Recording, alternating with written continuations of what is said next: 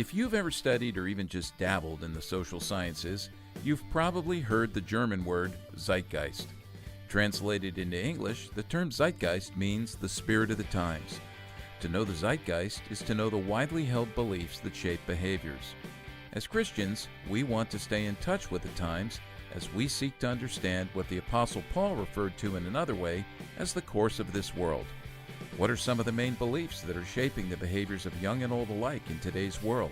And how can we begin to teach kids to believe and behave to the glory of God? Stay tuned as we chat with our friend Sean McDowell about these questions and his new book, Chasing Love, on this episode of Youth Culture Matters.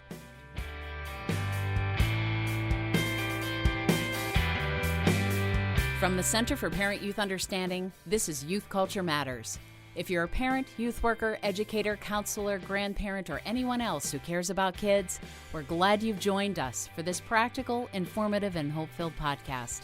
This is a place where together we talk and think Christianly about the rapidly changing world of today's children, teens, and young adults.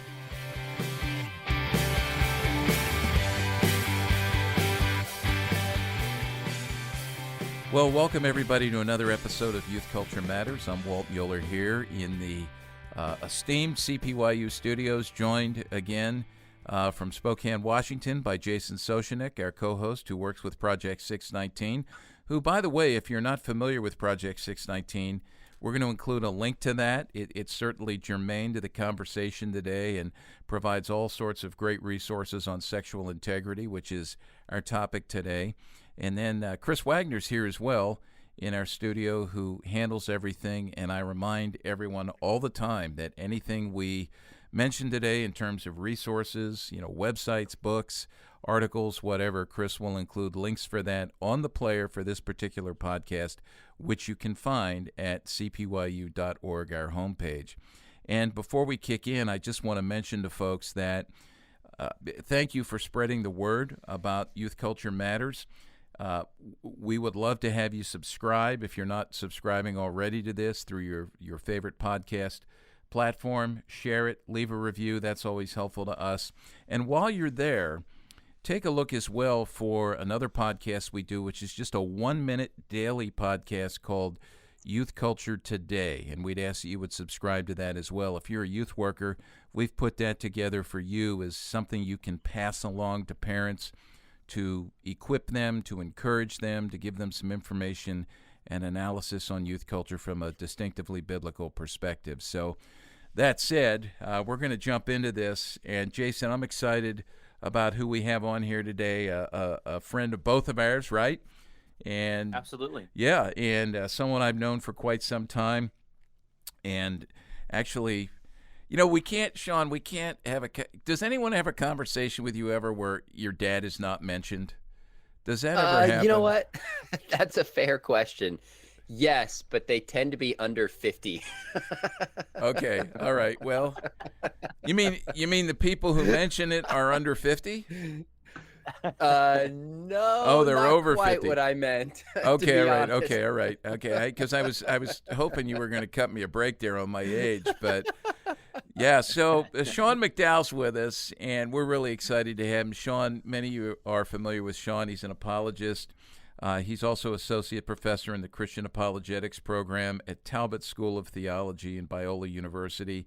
He teaches a high school Bible class, which we've talked to him about that before, and that's great because folks we know who are, in youth ministry who actually have the privilege of doing that or get into the local high school as a substitute teacher, it doesn't matter whether it's a Christian school or a public school, you are given a front row seat to what's happening in the youth culture in terms of some of the beliefs that kids have today that inform their behaviors.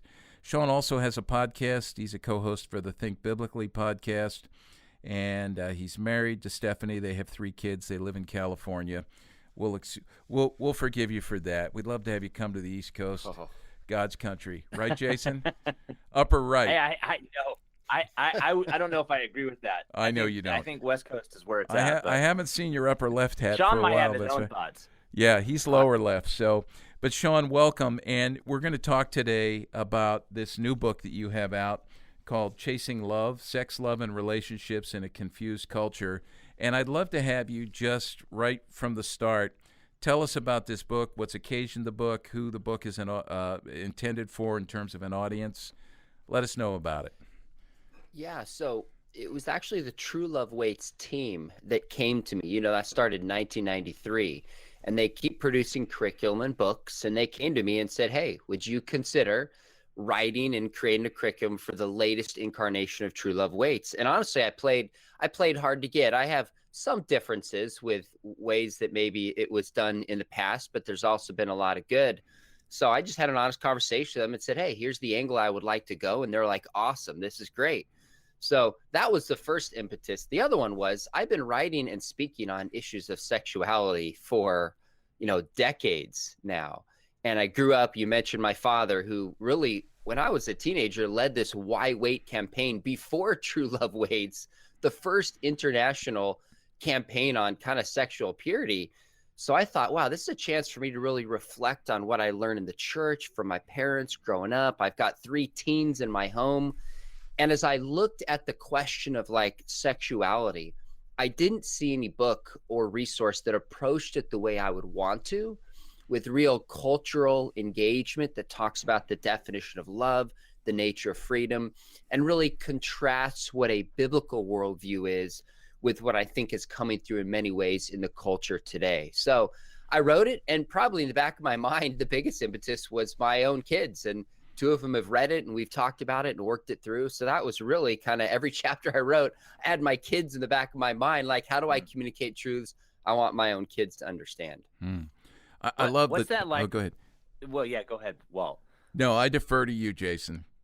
Well, here's what I love, because it's not very often that we get to pass our material that we're working on writing to our kids. And so what was that like as you're working with your kids with regards to a book that's going out to youth at the same age?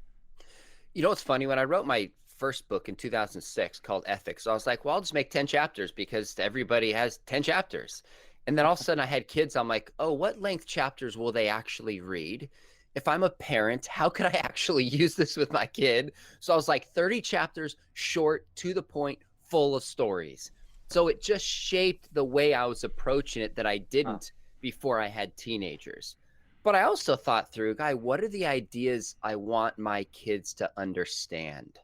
What are the truths that are important to them? So I remember my dad giving me a definition of love when I was younger from Ephesians 5 that really stuck with me.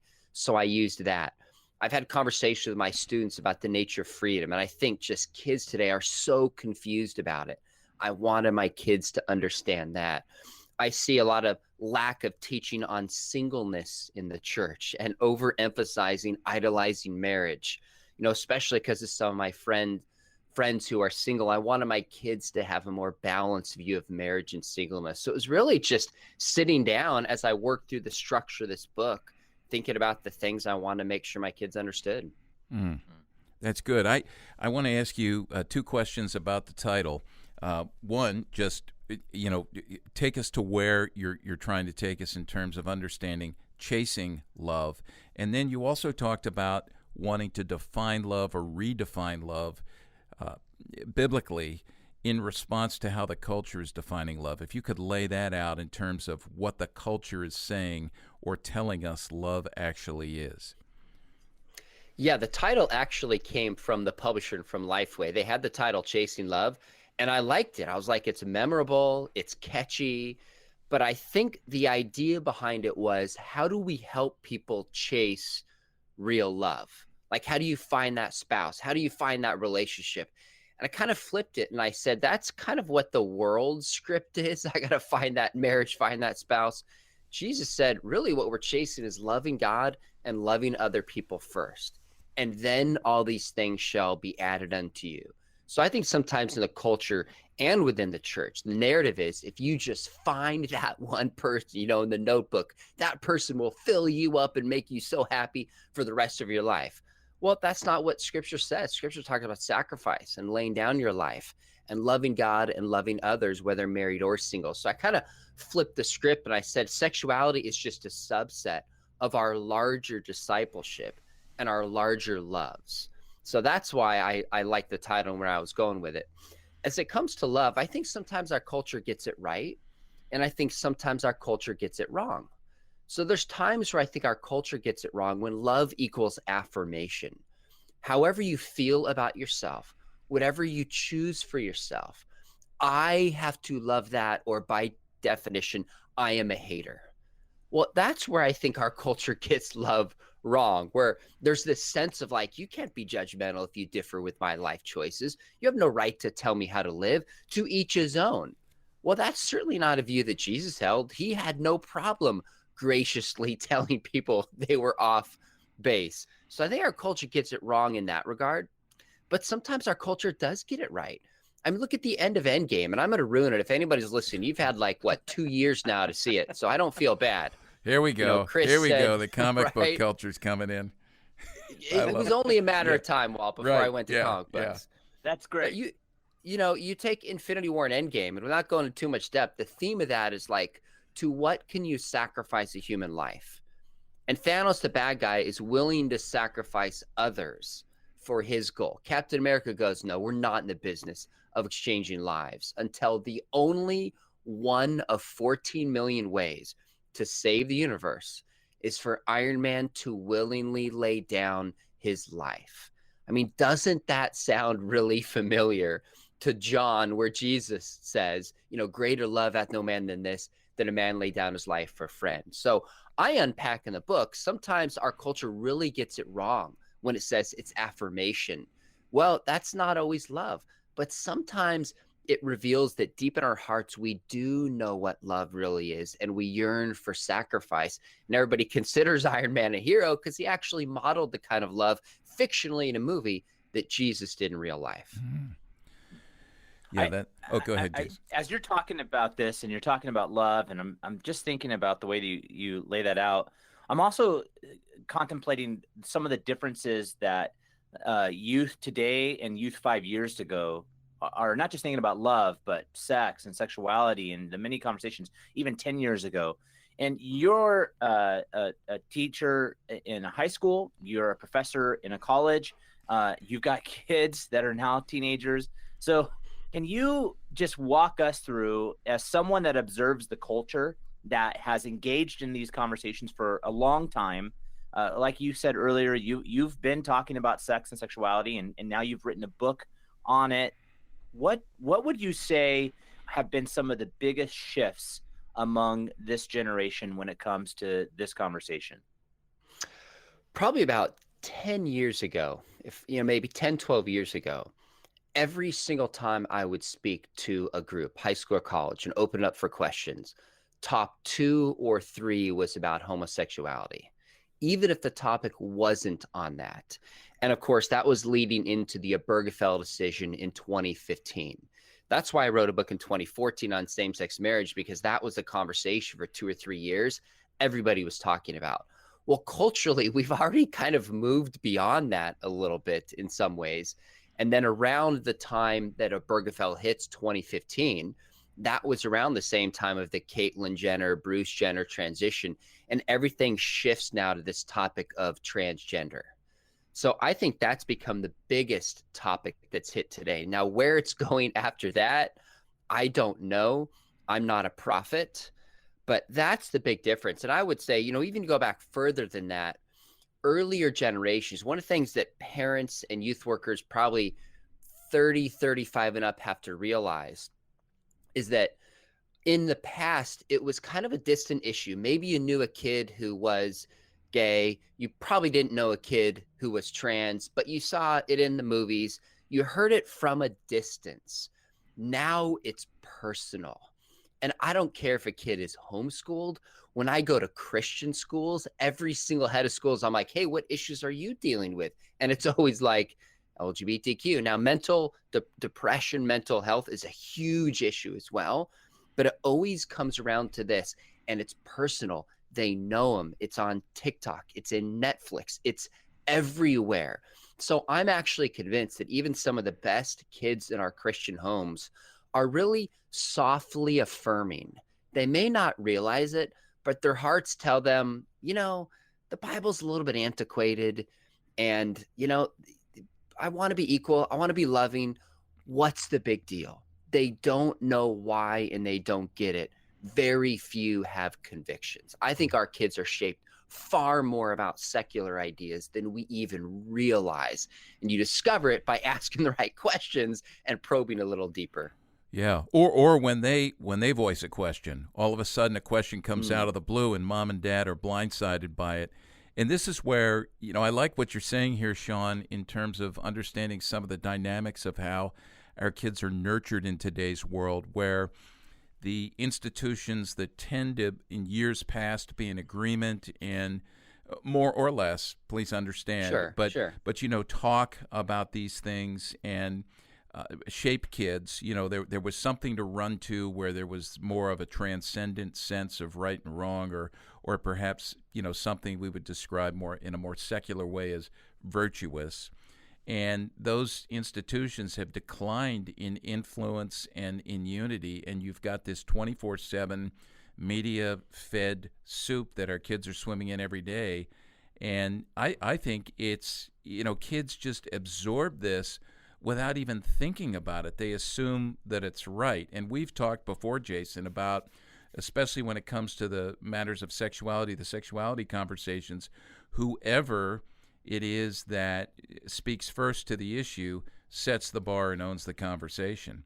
And the culture is doing that in such compelling, convincing ways. So I want people to hear what Sean's saying here, that it doesn't matter where you go to school. It doesn't matter where you live. These things are there, and this should spark us on to speaking truth and understanding what that truth is about sexuality and gender that we need to speak. Well, we need to take a break. We're talking to Sean McDowell about his book, Chasing Love, and of course he brought in comic books. That seems to make its way in all the time now since we had that podcast, which is okay. I've got to start reading those more regularly, but so I'm able to have the conversation, right? But, get with the culture, Walt. Yeah, that's Come on, it. buddy. That's it, right? Yeah. I'm reading too many other books right now. But we'll take a break, and I'll scold these guys during the break, and then we'll be right back. Stick with us.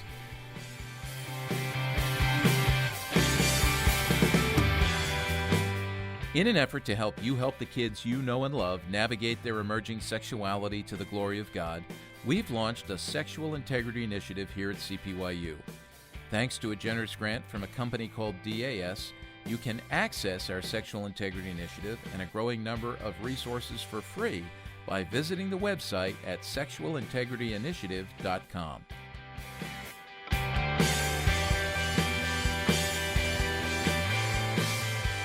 Something Sean said to us before the break made me think about a conversation that I had just yesterday with a mother of a college student, an Ivy League college student, who she's a Christian. She's working to navigate living life to the glory of God as an athlete on campus, as a double major on campus. And I was asking how she was doing, and her mom said, she's dealing now with what's called the platinum rule, which is getting a lot of play on campus. And I said, I'm unfamiliar with that. What is the platinum rule? Well, it's a twist on the golden rule that basically says this. I mean, this is what kids are embracing now.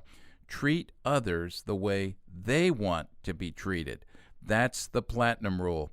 So, keep that in mind, that this, again, is at the very foundation of what your kids are thinking and believing, which then shapes their behaviors. And during the break, Sean continued on a little bit with us about some other ideas that are being assimilated into the minds and hearts of our kids regarding sexuality and other matters as well. Do you want to fill us in on that a bit, Sean? Because I thought that was really helpful.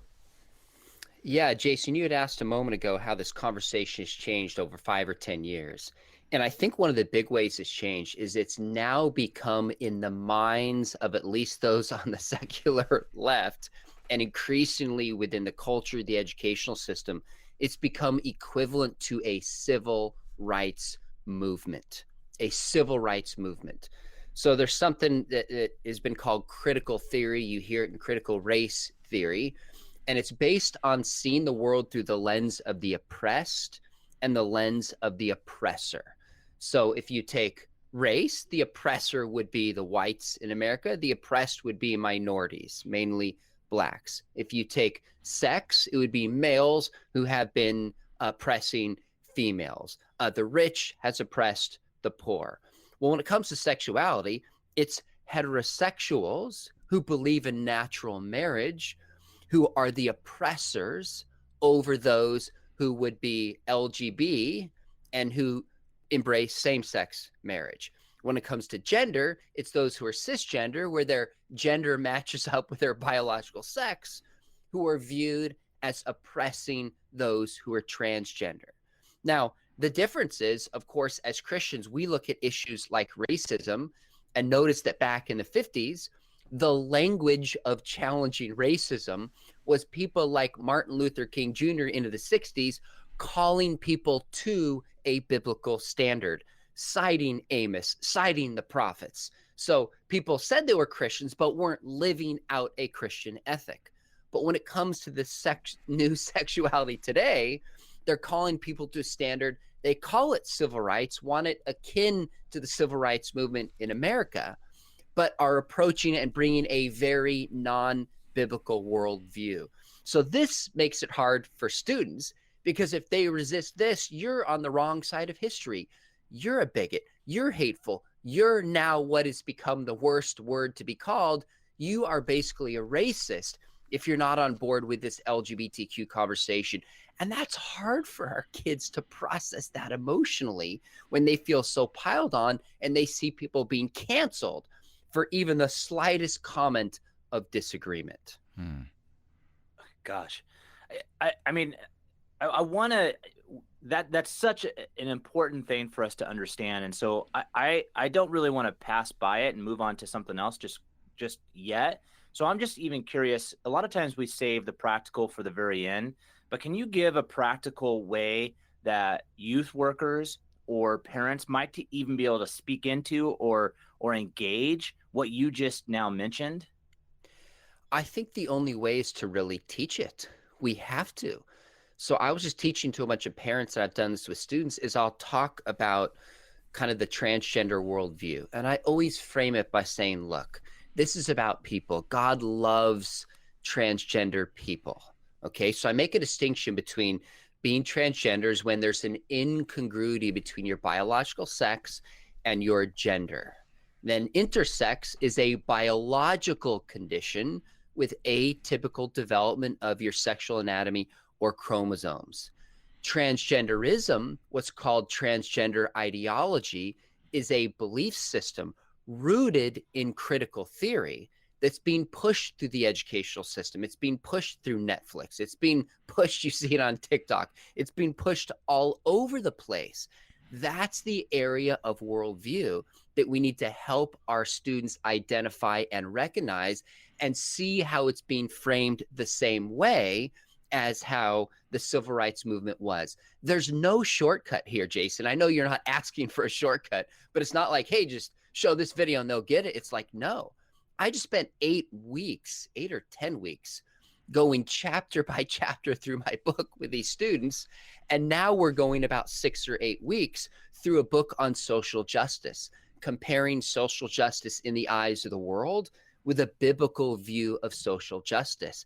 That's the kind of teaching we have to do, because they're getting bombarded with this stuff nonstop. And just like you said earlier, Walt, it's the air they breathe, it's the water they swim in. They don't even see it. So the first third of my book is starting to peel away some of these faulty ideas they've imbibed that they don't realize it, then replace it with biblical truth, and then practically show them how to live it out. I want to go back to something you said there because I want to be sure people caught it. You differentiated between things that are rooted in biology, specifically with intersex, the intersex condition, which, boy, that would be a great podcast to have, just talking about that and how that relates to sin and the fall and life in this world. But how that is different from, a worldview with a transgender ideology. I find that some of what comes out in conversation, I've had these conversations with people when we talk about what we truly believe to be a biblical idea on, or a biblical worldview on gender, how God defines that and how God defines us. And then also online, I see this when these things come up, that many times people will very quickly throw the intersex condition in and just say, you're talking about Right. transgender things, but then all of a sudden, well, what about intersex? And the reason I bring this up is because I think there needs to be a distinction made. I would love for you to hammer that home a little more, because as our kids are learning the gender dysphoric or the transgender script that they can learn on the internet and how to argue that with their parents, and a lot of this has come out, Abigail Schreier has written about this in Irreversible Damage. A lot of this is a script that they're tutored in, and that intersex component is a part of that as well. Somehow the waters get muddied. So I think there needs to be a distinction there, and I would love to hear you speak to that. Yeah, that's a great question. Just a little more. The first thing I do want to say is, when we talk about this condition, is that intersex people with an intersex condition are precious human beings. Absolutely. Made in the image of God. And the more I have talked with people and read books and heard interviews, I can't imagine the difficulty of navigating the world that is broken into male and female, when sometimes you don't feel like your body fits into that narrative for some people with that condition. So, as you guys both know, we got to start with such compassion about this. With that said, I get asked this question every time now I open up. What about intersex? And let me just frame it as simply as I can.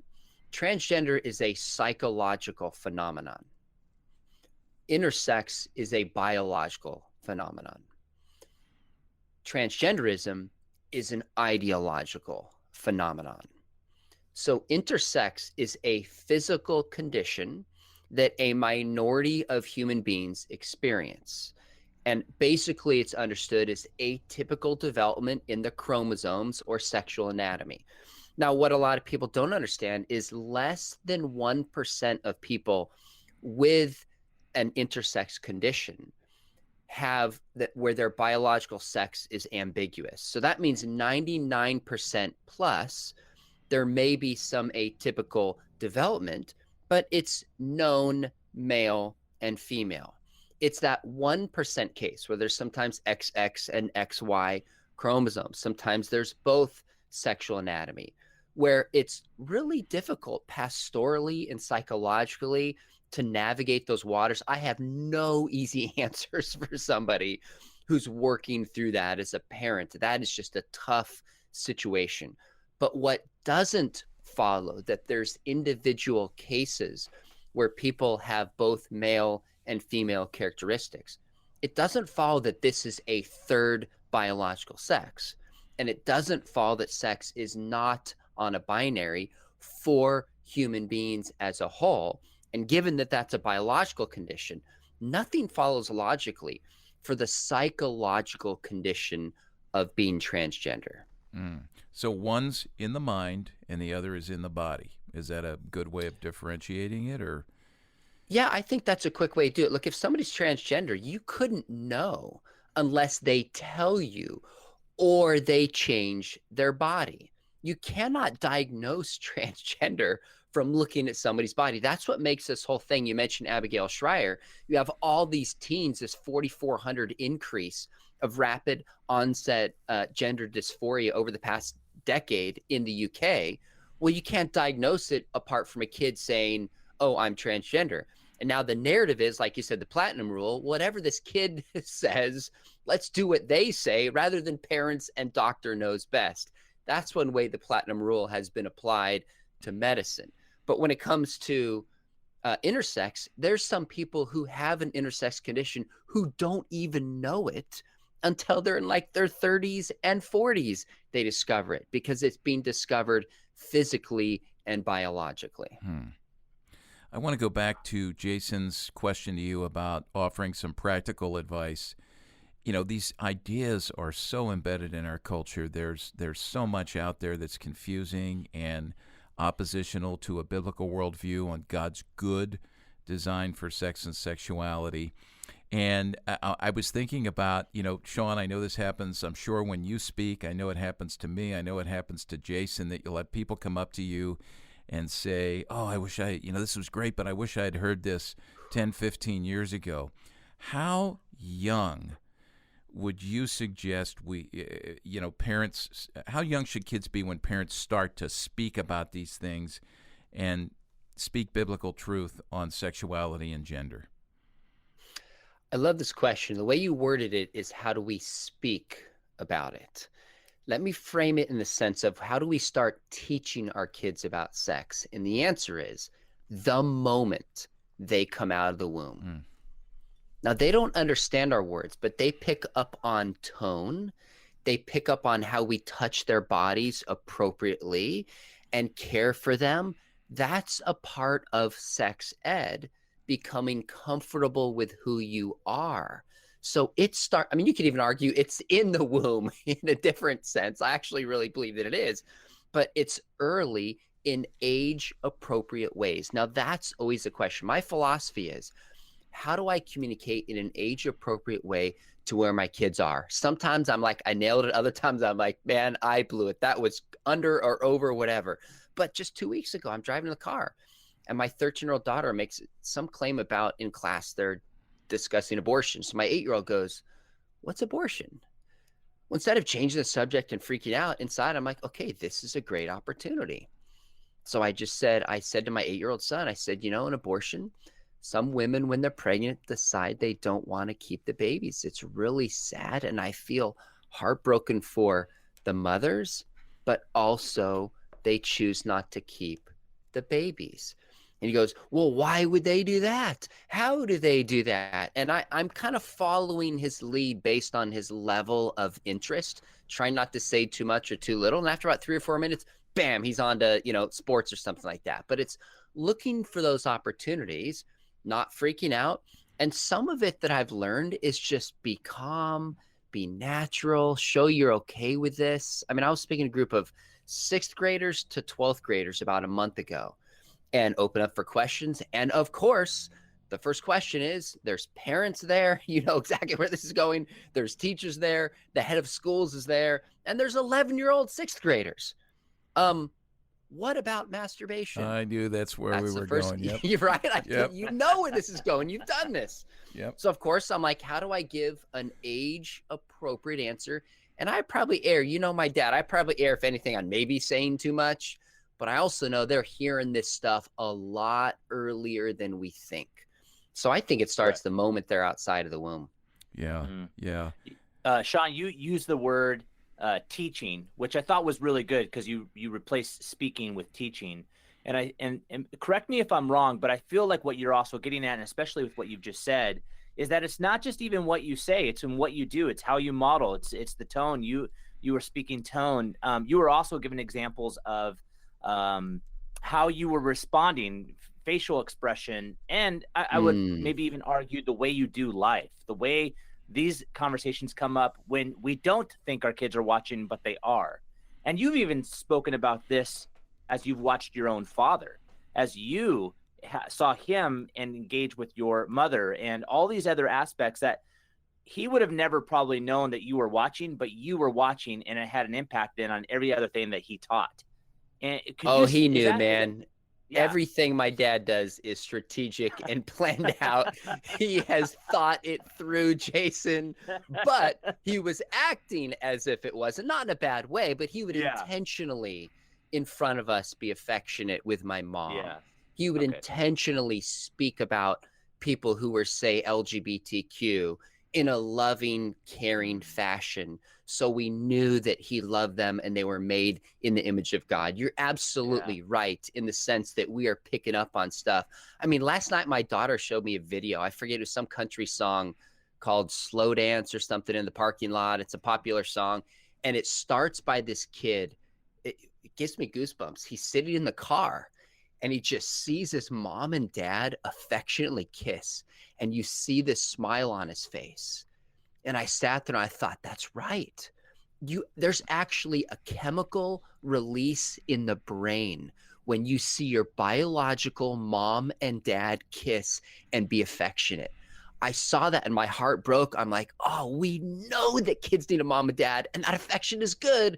And then we flip around and say that really gender doesn't matter in marriage. But my parents were intentional about doing that in front of us.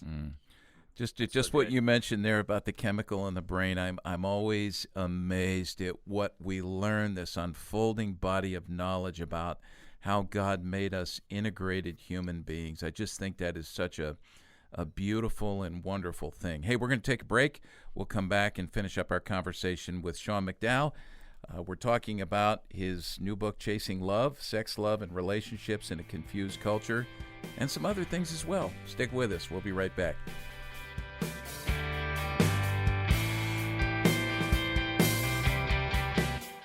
Youth workers, are you looking for ways to continue your ministry to parents during these difficult days where parent ministry is more necessary than ever before? Would you like to bring CPYU to your church in spite of COVID-induced limitations on travel and gatherings? I would love to come to your church in a personal, live, real-time virtual format. We are now offering several different one-hour seminar options, including Q&A, you can now book at a time that is most convenient for you and your parent group. Participants can join as they gather in one place together or from their own homes. You can learn more about these seminar options by visiting our website at cpyu.org and clicking on the link for the virtual parent seminars. We have a limited number of dates still available during 2020 and through the spring of 2021. Remember, to learn more and to book a CPYU virtual parent seminar, go to cpyu.org.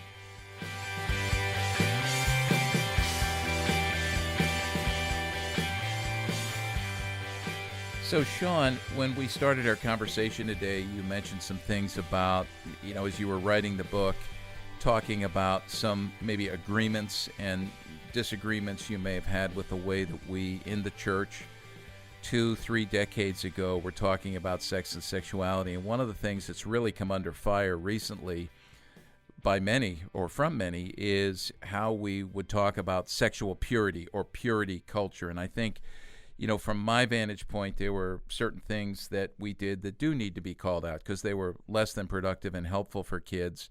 And I know you've thought about that as well. What are some shifts we've made or some shifts we should make from the way that we used to talk about sex and sexuality, in particular as part of the quote-unquote purity culture, to how we should be talking about it now? So in my view, the single best book critiquing purity culture is written by Rachel Joy Welcher called Talking Back to Purity Culture. I had a chance to have a conversation with her, I don't know, maybe 3-4 weeks ago. And she made a few observations that had been kind of ruminating through my mind as well. And one of them is what's been called the sexual prosperity gospel. That people who were against the prosperity gospel have said, no, following Jesus is not about having getting material things, would turn around and say, if you just follow the biblical pattern for sex, God will give you a lot of kids and great sex in marriage. Well, Rachel was told that, at least that's a message she imbibed, waited, followed the script, married a guy who was blessed by her parents and her pastor. 5 years into the marriage, she becomes an atheist and divorces her, and she's single in her 30s. Like when we make sex formulaic, it's not the way the world works. It's not biblical, and it's setting people up for discouragement and failure. Now, fortunately, she didn't say, I'm going progressive or I'm jettisoning my faith. She had enough sense to say, oh no, the problem was a twisted message, not that Christianity and the scriptures are false. But that's one problem, is we gave a generation of people promises that aren't biblical. And then some people are like, wait a minute, I'm still single. Wait a minute, I got married, and actually the sex part is really hard and it's difficult, more than I thought it would be. And there's a lot of hurt and disillusionment looking back. That's one piece. There's other things that I think we did, like talking about lust, for example, is I do believe in the Billy Graham rule. And I thank God that my dad followed it in his life when we discover other people that are known apologists who didn't. So I thank God for that, and I support it. But I think there's a danger in the way it can be framed and practiced, and other ways that we talk about, say, lust, that turn women into threats and objects to be avoided rather than people to love. So Rachel made this point, and I read it. I thought, holy cow, why didn't I think about this?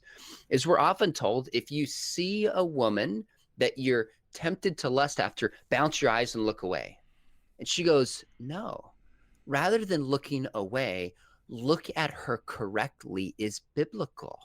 Look in the eyes, and your next thought should be, this is a sister in Christ or a woman made in God's image. Treat her as an image bearer. That's the way to fight lust. And I thought, what a simple, powerful, practical, biblical lesson that I think is better than the way it was taught in purity culture. Now, there's a ton more other angles we could talk about, and there was some good about purity culture. One thing purity culture did is say, hey, what you did with sex matters. We're sexual beings, and you can stand up and resist this sexual narrative. I love that about purity culture, but I'm not sure it was always as balanced as it could be. Yeah. I love what Rachel said there, or what you said about her, that when all this happened to her, she did not jettison her faith, deconstruct her faith, move into more of a progressive arena, or even just, walk away from the faith totally. But she began to think through this and worked through this. I find increasingly, and this is a fear that I have, and I think it's realized, I'm sure you've seen this as well, I know Jason has, that in our youth ministry world, many times youth workers will react to things that were not right or maybe skewed a bit or improper. Some of that could be in regards to sexuality, the purity culture. And so I'll use the cliche, throw the baby out with the bathwater. And Sure. we just totally react against everything instead of not the things that we should. Can you give, I know we're going to bring this to a close here shortly, but can you give maybe some encouragement to youth workers on how to stay the course and how to discern, what we need to walk away from and what we need to walk towards and lean into when it comes to these issues? Boy, that's a great question. I think maybe I could respond by sharing a little bit of my story. Growing up with a father who's an apologist, when I'm 19, all of a sudden I start reading these blogs of atheists and skeptics who are just trying to take down his arguments, and it was really unsettling to me. I remember thinking, I could be wrong about this. First time I really had that thought. And I went to my dad, and I didn't quite know how he was going to respond to, that this great apologist, his son's like, yeah, I just don't know if I buy this. And he didn't freak out. He goes, son, your mom and I love you no matter what. He goes, look, seek after truth. If you seek after truth, I'm confident you'll be led to Jesus, because Jesus is the truth. He's like, don't rebel just for the sake of rebelling. Don't reject what we've taught you for emotional reasons or for some other reason. Only reject it if it's false. And that's kind of a narrative that my parents have taught me on politics. I'd have a view, and my dad would say, have you thought about this? Here's another perspective. What's true, son? And it was like, that's really how he taught me to think.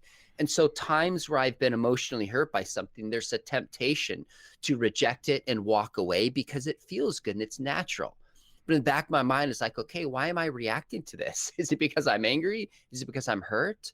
Or is it because that's actually false? And that's kept me grounded when it comes to scripture. And I look back on my life and see, God, that person gave me what they thought was good advice, but was really unbiblical. Go back to scripture, go back to what is true. So when it comes to progressive Christianity, I don't know of hardly anybody who seeks after truth and ends up in progressive Christianity. What happens is it's a bunch of people who have been burned and hurt by the church. And I'm not going to minimize their hurt. There is some real hurt and pain and damage that is there. But I think in many cases saying, okay, does this mean the Bible's false? Does this mean God is not good? Does this mean I should embrace ideas of the culture?